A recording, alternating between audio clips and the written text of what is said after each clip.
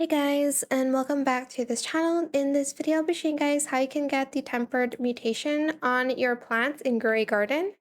So basically, you need to submit the ingredients to the smithing event in the middle here, and it's going to trigger either the smithing something, I forgot what it's called, storm, or the smithing fever, hammer swirling, increased chance for a fruit to turn tempered.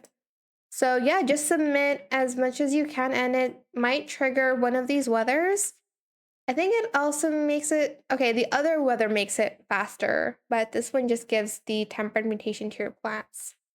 So yeah, that is pretty much it really. I hope it was helpful for you guys. Don't forget to like, comment, share, and also subscribe to this channel if you haven't done that already. If you have any more questions about this video, just leave it in the comment section down below. I'll try my best to answer them all for you guys.